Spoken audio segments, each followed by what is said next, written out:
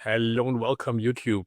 In this video, we're going to keep on building the personal trainer website for my own personal trainer, Phil, here in Perth, Western Australia. And you're going to learn about the backlink strategy that we're going to use. First of all, I want to get started by giving you a background of the project if you haven't tuned into the first episode, but make sure to watch that one. So the goal for this project is to rank for the keyword personal trainer Perth. And in this episode, I will show you all of the details that you need to rank your own websites in local SEO as well. My name is Mark Möller and I run an SEO agency called Ecom Experts out of Perth in Western Australia. If you need an SEO consultant, feel free to take advantage of the free strategy session that I do offer. I will link that up in the comments below. Now, let's start with the backlink strategy here. Before we dive in, I just want to give a quick shout out to Phil. So Phil is my own personal trainer, and I've been working with him for about 6 months now. And I've seen the results myself. I feel a lot more motivated to go into the gym. The plan that he's giving me is fantastic, and he's such a supportive and really great overall guy that I highly recommend contacting him for your personal training needs. You can contact him under this phone number or under info@personaltrainerperth.au via email. He's also offering online Zoom sessions as well as in-person training, so there's something there for everybody. Now, in terms of the backlink strategy that we will use to promote this website, we're going to start off with business directories. We'll get around 50 business directories from SEMrush, and these will point directly to the website. Then later on, we might be looking at fitness-related websites where we can get a guest post. That means a new article posted on another person's website, or PBN backlinks, which are basically websites that we own ourselves, and we can link from those. And ideally, they should be all fitness-related. The client Phil, he also has a brother in the UK who's doing fitness-related stuff, so we might be able to get some links from family and friends websites, essentially, to boost our own website authority. Overall, you always want to first analyze the search results. What are competitors doing? How many links do they have to their pages?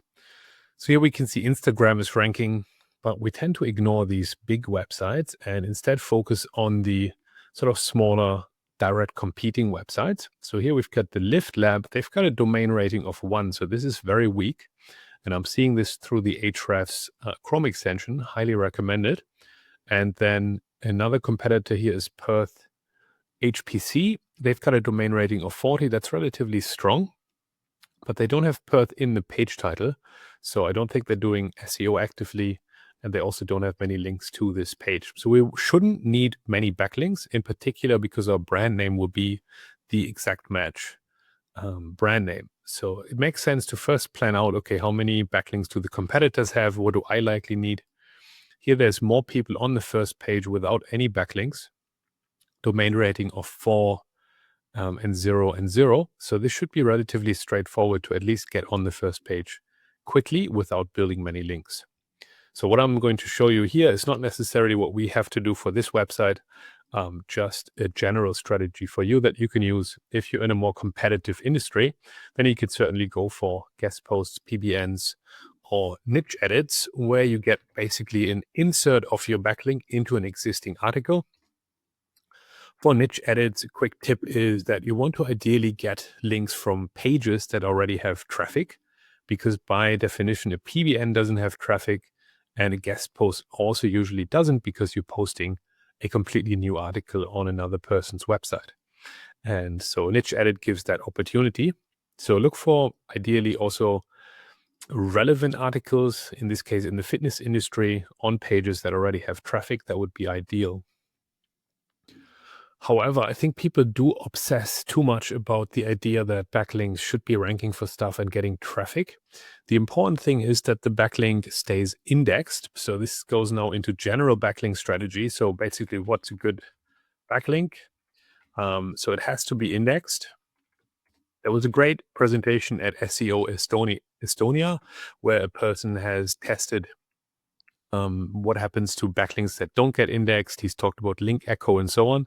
So if you do have access to those recordings, definitely give that session a watch. But apart from being indexed, it's helpful if the backlink itself has other backlinks pointing to it. That would give it more strength and increase the page authority. So to keep it simple, we can say a good backlink is one that's indexed in Google search results. Ideally, other pages are also backlinking to your backlink and has internal links pointing to it so that it's not an orphan on the website where the backlink is posted. If it has traffic, that's an extra bonus, but I've analyzed thousands of backlinks in very competitive industries. And let's say if a website has 10,000 referring domains, often just, let's say, 100 to 200 backlinks actually get traffic. So it's a very small percentage, let's call it anywhere between 1 to 5% that actually get traffic. So you don't need to stress too much about the traffic part, as it's quite normal to have a ton of backlinks that don't get any traffic. The topic, however, is more important, that either the topic of the website that you're getting the backlink from is in the same or similar industry, or the topic of the page. So you've got page level topical relevance, and then you've got domain level topical relevance that you can think about when you're looking at getting backlinks. Okay, more important, I would say, even than business directories would be all of the socials. So getting the social media set up. Here I would say we're going for a LinkedIn business page. Facebook business page exists already. We just need to rebrand that. Then we want to also be, let's see, Instagram would be an important one. We might create a branded subreddit as well. I think that's a cool idea. See if we can rank that subreddit for our keywords as well. If you do business directories with SEMrush, then you will also get Apple Maps and I think Bing Maps as well. So that's pretty cool that you don't need to set up those maps listings because they sync up automatically. So if you will, this is also a kind of social listing that we're getting from there. A bit more fancy strategies that we probably won't need would be Google Stacks. This is where you use Google's own website to build basically a backlink for yourself. Cloud backlinks with tools like Zista, for example. We probably won't need that as well because the competition is just not that high here. Let's see. Tier 2 backlinks is something that we also don't need. Tier 2 would basically be a backlink that could sit, let's say, behind your Google stack. So it's a backlink that links to the Google stack, and the Google stack then links to your website. We probably also won't need that. So let me change the color here of the things that we won't need for this website build, most likely. In terms of timing, all of these things here we can do immediately. I wouldn't recommend doing cloud stacks, Google stacks, and fitness, guest posts, PBNs, and niche edits. I wouldn't recommend doing these immediately because you'd want a website to first have a little bit of traffic and traction to actually get backlinks. So let's say this would be our month 1 to 3, for example. And then after month 3, we could start with these activities here.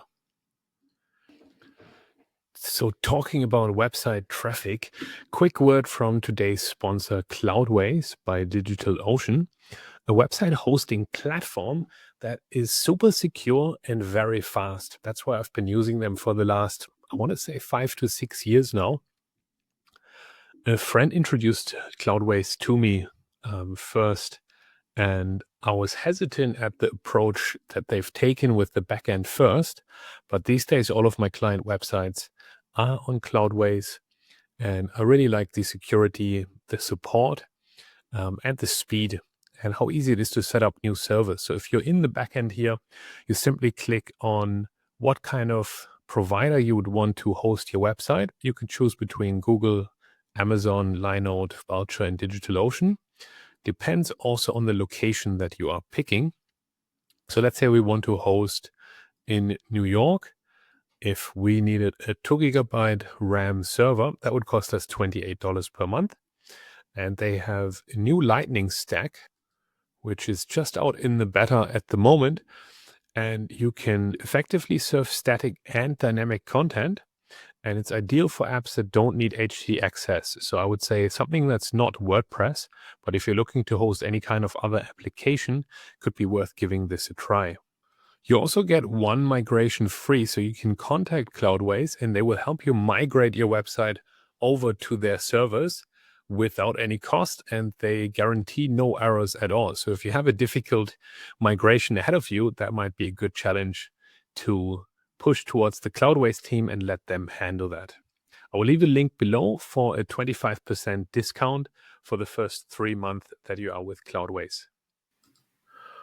All right, we had a question here from Sammy from the last video. What tool I have used in this step where we have done some deep research? I have used Claude for that. This is Claude AI using their Claude Sonnet 4 model. And this is a custom project, which just means that I can insert some knowledge to the AI to tell it what are we doing here. And this knowledge is persistent across the project, across all the chats that I have with the AI. And then we had a follow-up question from Sammy on how to write good content for local SEO. And I would split that into 2 parts. In website copywriting, you have what we call UX or user experience copywriting, which is about writing these small, shorter snippets, which are really supposed to guide the user from one section to the next. So here we're providing an introduction of what it is this business does and who's behind it, right? Personal training is a very one-on-one direct relationship kind of business. So it makes sense to introduce here immediately who's behind this, as opposed to trying to hide behind corporate speak and say, we provide consultations and sophisticated solutions for weight change management. You get my point, right? That won't resonate with the audience. These are normal people wanting a one-on-one relationship with a real person to help them solve their problems. So that's UX copywriting. And I would recommend having a separate project for that, where you basically do some research and you look at, what are the best practices, best tips for UX copywriting, and you basically build that into the knowledge of the prompt. So just to give you that quick example, you would collect a lot of good resources and build like a guide on good user experience copywriting. You would then create a new project in Claude and you call this UX copywriter. This can be anything. It can also be in ChatGPT, and I'm not sure Google AI if they have sort of custom projects, but ChatGPT definitely has custom AI bots or chats where you can insert your own knowledge. And you create that project, and then here in the project knowledge, you tell it that, hey, you are an UX copywriter, and you just tell it what the project is. So this is for personal training, and you put in all the rules. What is good copywriting all about? And now you've created your own UX copywriter, and then you tell it what exactly to do, and you monitor the output. And if you have a big project, let's say you need to write copy for 20 pages, you would write the first page and you go like, oh, this output is not really what I want. So you keep changing the background prompt or the project knowledge until you're actually getting the output that you want and you get something consistent. There will definitely still be editing required. And as anything, if you have actual experience in UX copywriting, you'll do a lot better with that. But then there's the other part, which is writing blog articles. The article writing we can break down into perhaps 3 parts. So you've got the research phase, where your goal is to gather as many facts and details as possible. Also understanding the user, but let's say getting the details on what the user wants and the facts, for example. Out of that, once you've got the facts, you can create a heading outline. Then the second stage is the writing stage. And then ideally you would have an editing stage as well. And if all of that can be supported by an article style guide where you define, are we going to write in first person or third person format? What is the kind of tone of the website? Is it very scientific or is it very promotional? What kind of words do we want to avoid using? All of that can be defined in the style guide. And whether you're using AI to write articles or you're working with human copywriters, the style guide is a good idea to have in either case. And then you could also try to create a project for editing inside of AI tools. I will say having human editors is still far superior to having AI edit the articles, but it also takes significant time and resources to have a skilled human editor go through it. I would allocate between 2 to 3 hours per article for editing if you're serious about the article quality. And for the research stage, there's deep research in all of the AI models these days. So you can use OpenAI, Claude, or Google. They all have deep research modes available these days where they try to gather as many facts as possible from websites on the internet. And that can be very beneficial, especially as we're talking about Google's patent, which is about knowledge gain.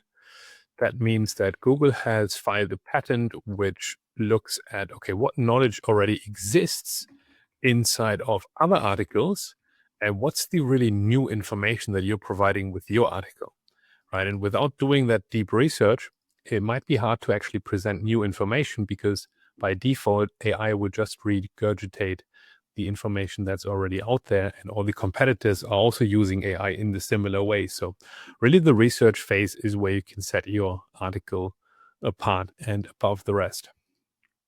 Awesome. So I hope this was helpful. Quick recap. So we finished the website building of the personal trainer Perth website. Do give the website a visit, please. I will link it up, and you can also directly go to the URL personaltrainerperth.au. The website is live.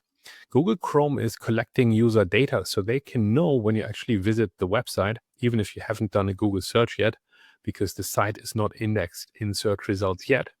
But it would be really helpful if you could please just visit the site, click around a bit, check out some of the before and after images. We'll be adding more here as well. And then if you do need a personal trainer, highly recommend Phil. He's a great guy to work with. Cool. I will see you in the next video where we're going to be reviewing the backlinks that we've built and hopefully provide you an update already on early rankings. All right. Thank you for watching. I'll see you in the next one.